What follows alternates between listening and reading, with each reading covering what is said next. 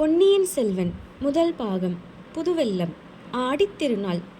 ஆதி அந்தமில்லாத கால வெள்ளத்தில் கற்பனை ஓடத்தில் ஏறி நம்முடன் சிறிது நேரம் பிரயாணம் செய்யுமாறு நேயர்களை அழைக்கிறோம்.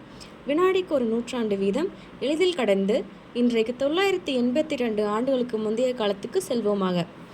தொண்டை நாட்டுக்கும் சோழ நாட்டுக்கும் இடையில் உள்ள திருமுனைப்பாடி நாட்டின் தென்பகுதியில் தில்லை சிற்றம்பலத்திற்கு மேற்கே 2 காத தூரத்தில் அலைகடல் போன்ற ஒரு ஏரி விரிந்து பறந்து கிடக்கிறது. அதற்கு வீரநாராயண ஏரி என்று பெயர். அது தெற்கு வடக்கில் 1.5 காத நீளமும் கிழக்கு மேற்கில் 1/2 காத அகலமும் உள்ளது. காலப்போக்கில் அதன் பெயர் சிதைந்து இந்நாளில் வீராணத்தை ஏரி என்ற பெயரில் வழங்கி வருகிறது. ஆடித்திங்கள் 18ஆம் நாள் முன்மாலை நேரத்தில் அலைக்கடல் போல் விரிந்து பறந்திருந்த வீரநாராயண ஏரிக்கரை மீது ஒரு வாலிப வீரன் குதிரை ஏறி பிரயாணம் செய்து கொண்டிருந்தான்.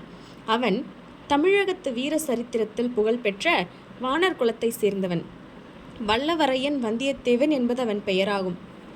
நெடுந்தூரம் பிரயாணம் செய்து அழுத்து களைத்திருந்தவனுடைய குதிரை மெல்ல மெல்ல நடந்து சென்று கொண்டிருந்தது. அதை பற்றி அந்த இளம் வீரன் சிறிதும் கவலைப்படவில்லை.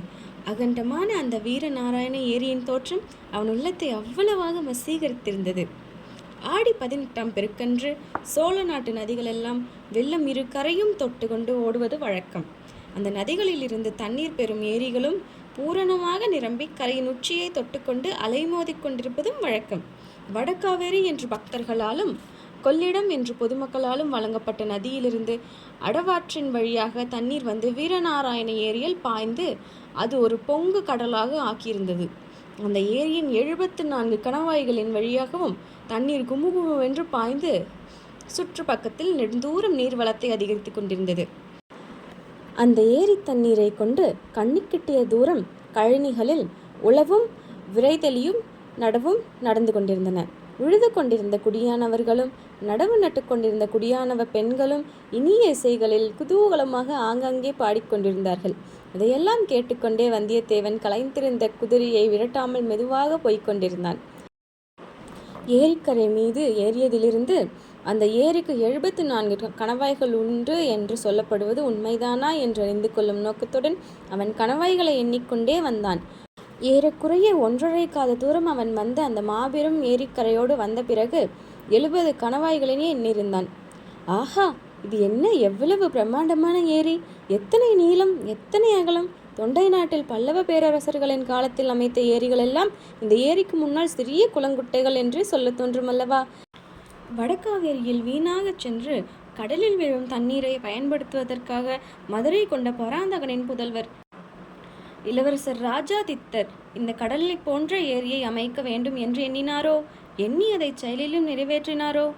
அவர் எப்பேற்பட்ட அறிவாளியாக இருந்திருக்க வேண்டும்! வீர புருஷத்திலேதான் அவருக்கு இணை வேறு யார்? தக்கோலத்தில் நடந்த போரில் தாமே முன்னிலையில் யானை மீது ஏறி சென்று போராடினார் அல்லவா? போராடி பகைவர்களின் வேலை மார்பில் தாங்கிக் கொண்டு உயிர் நீத்தார் அல்லவா? அதனால் யானை மேல் துஞ்சிய தேவர் என்ற சிறப்பு பெற்று வீர சொர்க்கம் அடைந்தார் அல்லவா? இந்த சோழ குலத்து மன்னர்களே அதிசயமானவர்கள்தாம்.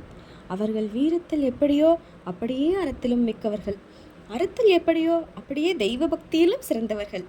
இப்படியெல்லாம் எண்ணிக்கொண்டு வீரநாராயண ஏரிக்கரையில் தென்கோடிக்கு வந்தியத்தேவன் வந்து சேர்ந்தான்.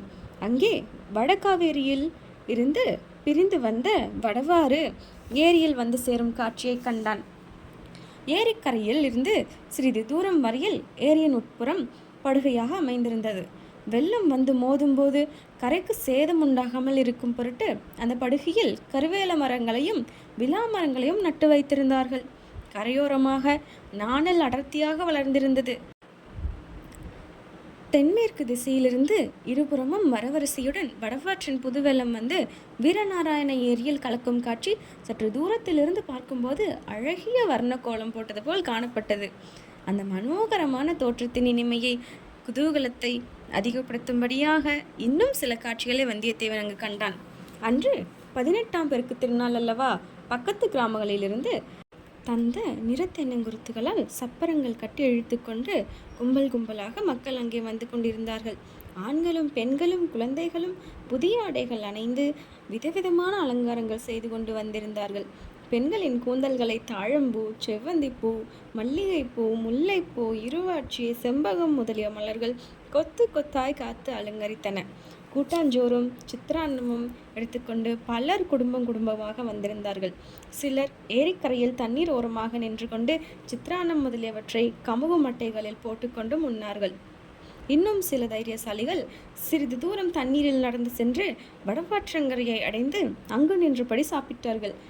குழந்தைகள் சிலர் சாப்பிட்ட கமுகு மட்டைகளை கணவாய்களின் ஓரமாக எரிய அந்த மட்டைகள் கணவாய்களின் வழியாக ஏரிக்கு வெளியே விழுந்தடித்து கொண்டு ஓடி வருவதைக் கண்டு கைகொட்டு சிரித்தார்கள்.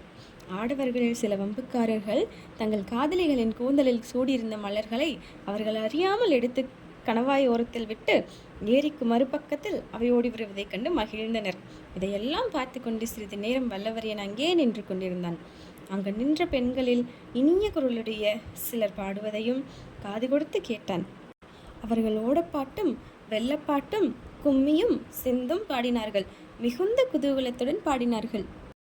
வேறு சிலர் சோழகுல மன்னர்களின் வீரப்புகழை கூறும் பாடல்களை பாடினார்கள். 32 போர்களில் ஈடுபட்டு உடம்பில் 96 காயங்களை ஆபரணங்களாக பூண்டிருந்த விஜயாலய சோழனின் வீரத்தை சில பெண்கள் பாடினார்கள். அவனுடைய மகன் ஆதித்த சோழனுடைய வீரத்தை போற்றி அவன் காவேரி நதி உற்பத்தியாகும் இடத்திலிருந்து கடலில் சேரும் வரையில் 64 சிவாலயங்கள் எழுப்பித்ததை ஒரு பெண் அழகிய பாட்டாக பாடினாள். ஆதித்தனுடைய மகன் பராந்தக சோழ மகாராஜன் பாண்டியர்களையும் பல்லவர்களையும் சேரர்களையும் வென்று ஈழத்துக்கு படையனுப்பி வெற்றி கொடி நாட்டிய வரலாற்றினை இன்னொரு பெண் உற்சாகம் ததும்ப பாடினாள். ஒவ்வொருத்தையும் பாடிய போது அவளை சுற்றிலும் பலர் நின்று கொண்டு கேட்டார்கள். அவ்வப்போது ஆ ஆ என்று கோஷித்து தங்கள் மகிழ்ச்சியை தெரிவித்துக் கொண்டார்கள். குதிரை மீது இருந்தபடியே அவர்களுடைய பாடல்களை கேட்டுக்கொண்டிருந்த வந்தியத்தேவன் ஒரு மூதாட்டியை கூர்ந்து கவனித்தான். தம்பி, வெகு தூரம் வந்தாய் போலிருக்கிறது. மிகவும் களைத்திருக்கிறாய். குதிரை மீதிருந்து இறங்கி வந்து கொஞ்சம் கூட்டாஞ்சோறு சாப்பிடு என்றாள் அந்த மூதாட்டி. உடனே பல இளநங்கைகள் நம் வாலிப பிரயாணியை பார்த்தார்கள்.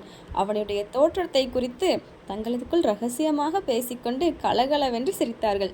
வந்தியத்தேவனை ஒரு பக்கம் வெட்கமும் இன்னொரு புறம் குதூகலமும் பிடுங்கி தின்றன. அந்த மூதாட்டி சொற்படி இறங்கிச் சென்று அவள் தரும் உணவை சாப்பிடலாமா என்று ஒரு கணம் சிந்தித்தான். அப்படி சென்றால் அங்கே நின்ற இளநங்கைமார்கள் பலரும் அவனை சூழ்ந்து கொண்டு பரிகாசித்து சிரிப்பார்கள் என்பது நிச்சயம். அதனால் என்ன? அத்தனை அழகிய பெண்களை ஒரே இடத்தில் காண்பது சுலபமான காரியமா? அவர்கள் தன்னை பரிகசித்து சிரித்தாலும் அந்த ஒளி தேவகணமாகவே இருக்கும்.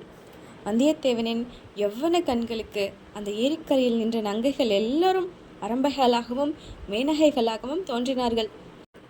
ஆனால் அதே சமயத்தில் தென்மேற்கு திசையில் வடவாற்றின் நீரோட்டத்தில் தோன்றிய ஒரு காட்சி அவனை சிறிது தயங்க செய்தது.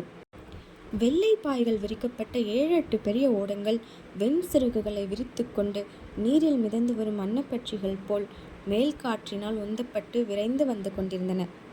ஏரிக்கரையில் பல வகை களியாட்டங்களில் ஈடுபட்டிருந்த ஜனங்களும் அத்தனை பேரும் அந்த படகுகள் வரும் திசையை ஆவலுடன் பார்க்க தொடங்கினர். அந்த படகுகளிலே ஒரு படகு எல்லாவற்றிற்கும் முன்னதாக விரைந்து வந்து ஏரிக்கரையை வடக்கு நோக்கி திருப்பும் மூலையை அடைந்தது. அந்த படகில் கூரிய பிரகாசமான வேல்களை ஏந்திய ஆஜானு பகவான் வீரர்கள் பலர் இருந்தனர். அவர்களில் சிலர் ஏரிக்கரையில் குதித்திறங்கி அங்கே இந்த ஜனங்களை பார்த்து போங்கள் போங்கள் என்று விரட்டினார்கள். அவர்கள் அதிகமாக விரட்டுவதற்கு இடம் வையாமல் ஜனங்களும் அவரவர்களுடைய பாத்திரங்களை முதலவற்றை எடுத்துக்கொண்டு விரைந்து கரையேற தொடங்கினார்கள். வந்தியத்தேவனுக்கு இது ஒன்றும் விளங்கவில்லை. யார் இந்த வீரர்கள்? பின்னால் வரும் பாய் விரித்த படகுகளில் யார் வருகிறார்கள்? எங்கிருந்து வருகிறார்கள்? ஒருவேளை அரசு குடும்பத்தை சேர்ந்தவராக இருப்பார்களோ? ஏரிக்கரையில் கையிலே கோல் பிடித்து நின்ற பெரியவர் ஒருவரை வல்லவரையன் அணுகினான். ஐயா, இந்த வீரர்கள் யாரை சேர்ந்தவர்கள்? அதோ பின்னால் வரும் ஓடங்கள் யாருடையவை? எதற்காக இவ்வீரர்கள் மக்களை விரட்டுகிறார்கள்? மக்களும் எதற்காக விரைகிறார்கள் என்று கேள்விகளை அடுக்கினான். தம்பி, உனக்கு தெரியவில்லையா என்ன? அதோ அந்த படகுகளுக்குள் நடுப்படகில் ஒரு கொடி பறக்கிறதே, அதில் என்ன எழுதியிருக்கிறது பார் என்றார் பெரியவர். பனைமரம் போல் தோன்றுகிறது. பனைமரம்தான். பனைமரக் கொடி பழுவேட்டரையர் கொடி என்று உனக்கு தெரியாதா? மகாவீரர் பழுவேட்டரையரா வருகிறார் என்று வந்தியத்தேவன் திடுக்கிட்ட குரலில் கேட்டான். அப்படித்தான் இருக்க வேண்டும். பனைமரக் கொடியை உயர்த்தி கொண்டு வேறு யார் வர முடியும் என்றார் பெரியவர். வல்லவரையனுடைய கண்கள் அளவில்லா வியப்பினால் விரிந்து படகுகள் வந்த திசையை நோக்கின.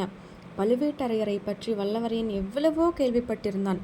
யார்தான் கேள்விப்படாமல் இருக்க முடியும்? தெற்கே ஈழ நாட்டிலிருந்து வடக்கே கலிங்க நாடு வரையில் அண்ணன் தம்பிகளான பெரிய பழுவேட்டரையர், சின்ன பழுவேட்டரையர் என்பவர்களுடைய பெயர்கள் பிரசித்தமாயிருந்தன. உறையூருக்கு பக்கத்தில் வடகாவேரியின் வடக்கரையிலுள்ள பழுவூர் அவர்களுடைய நகரம். விஜயாலய சோழன் காலத்திலிருந்து பழுவேட்டரையர் குலம் வீரப்புகழ் பெற்றிருந்தது. அக்குடும்பத்தார் சோழ மன்னர் குடும்பத்துடன் கொள்வினை கொடுப்பினை செய்து வந்தனர். இது காரணமாகவும் அவர்களுடைய குலத்தொன்மை, வீரப்புகழ் இவை காரணமாகவும் பழுவேட்டரையர் குலம் அரச குலத்தின் சிறப்புகள் எல்லாம் பெற்றிருந்தது. தனியாக கொடி போட்டுக் கொள்ளும் உரிமையும் அந்த குலத்துக்கு உண்டு. இப்போதுள்ள பழுவேட்டரையர் இருவரில் மூத்தவர் 24 போர்களில் ஈடுபட்டவர். அவருடைய காலத்தில் அவருக்கு இணையான வீரர் சோழ நாட்டில் எவரும் இல்லை என்று புகழ் பெற்றவர். இப்போது சோழ நாட்டு அரசாங்கத்தில் மிக உன்னதமான பல பதவிகளை வகித்து வருகிறார். அவர் சோழ சாம்ராஜ்யத்தின் தனாதிகாரி, தானியாதிகாரி. தன பண்டாரமும் தானிய பண்டாரமும் அவருடைய அதிகாரத்தில் இருந்தன. அரசியலின் தேவைக்கு தகுந்தபடி இறை விதித்து வசூலிக்கும் அதிகாரமும் அவரிடம் இருந்தது. எந்த சிற்றரசரையும், கோட்டத்தலைவரையும், பெரிய குடித்தனக்காரரையும் இவ்வாண்டு இவ்வளவு இறை தர வேண்டும் என்று கட்டளையிட்டு வசூலிக்கும் உரிமை அவருக்கு இருந்தது. ஆகவே சுந்தர சோழ மகாராஜாவுக்கு அடுத்தபடியாக சோழ சாம்ராஜ்யத்தில் இப்போது வலிமை மிக்கவர் பழுவேட்டரையர்தான். அத்தகைய மகாவீரரும் அளவிலான வலிமையும் அதிகாரமும் படைத்தவருமான பெரிய பழுவேட்டரையரை பார்க்க வேண்டும் என்ற ஆவல் வந்தியத்தேவனுக்கு உள்ளத்தில் பொங்கியது. ஆனால் அதே சமயம் காஞ்சி நகரின் புதிய பொன்மாளிகையில் இளவரசர் ஆதித்த கரிகாலர் தன்னிடம் அந்தரங்கமாக அழுத்திச் சொன்ன செய்தி அவனுக்கு நினைவுக்கு வந்தது. வந்தியத்தேவா, நீ சுத்த வீரன் என்பதை நன்கு அறிவேன். அத்துடன் நீ நல்ல அறிவாளி என்று நம்பி இந்த பொறுப்பை உன்னிடத்தில் ஒப்படைக்கிறேன். நான் கொடுத்த 2 ஓலைகளில் ஒன்றை என் தந்தை மகாராஜாவிடவும் இன்னொன்றை என் சகோதரி இளையா பிராட்டியிடவும் ஒப்பிக்க வேண்டும். சோழ சாம்ராஜ்யத்தின் பெரிய பெரிய அதிகாரிகளை பற்றி கூட ஏதேதோ கேள்விப்பட்டிருக்கிறேன். ஆகையால் நான் அனுப்பும் செய்தி யாருக்கும் தெரியக்கூடாது. எவ்வளவு முக்கியமானவராயிருந்தாலும் நீ என்னிடமிருந்து ஓலை கொண்டு போவது தெரியக்கூடாது. வழியில் யாருடனும் சண்டை பிடிக்கக்கூடாது. நீயாக வலுச்சண்டைக்கு போகாமல் இருந்தால் மட்டும் போதாது. மற்றவர்கள் வலுச்சண்டைக்கு இழுத்தாலும் நீ அகப்பட்டு கொள்ளக்கூடாது. உன்னுடைய வீரத்தை நான் நன்கறிவேன். ஆகையால் வலிய வரும் சண்டையிலிருந்து விலகி கொண்டாலும் கௌரவ குறைவு ஒன்றும் உனக்கு ஏற்பட்டு விடாது. முக்கியமாக பழுவேட்டரையர்களிடமிருந்தும் என் சிறிய தந்தை மதுராந்தகனிடமிருந்தும் நீ மிக ஜாக்கிரதையாக நடந்து கொள்ள வேண்டும். சோழ சாம்ராஜ்யத்தின் பட்டத்துக்குரிய இளவரசரும் வடதிசை சைன்யத்தின் மாதண்ட நாயகருமான ஆதித்த கரிகாலர் இவ்விதம் சொல்லியிருந்தார். மேலும் வந்தியத்தேவன் நடந்து கொள்ள வேண்டிய விதங்களை பற்றி படித்து கூறியிருந்தார். இவையெல்லாம் நினைவு வரவே பழுவேட்டரையரை பார்க்க வேண்டும் என்ற அவளை வல்லவரையன் அடக்கிக் கொண்டான். குதிரையை தட்டிவிட்டு வேகமாக செல்ல முயன்றான். என்ன தட்டிவிட்டாலும் களைப்புற்றிருந்த அந்த குதிரை மெதுவாகவே சென்றது. இன்று இரவு கடம்பூர் சம்பவரையர் மாளிகையில் தங்கிவிட்டு நாளை காலையில் புறப்படும் போது வேறு நல்ல குதிரை சம்பாதித்து கொண்டே கிளம்ப வேண்டும் என்று மனதிற்குள் தீர்மானித்து கொண்டான். வல்லவரையனின் பயணம் தொடரும்.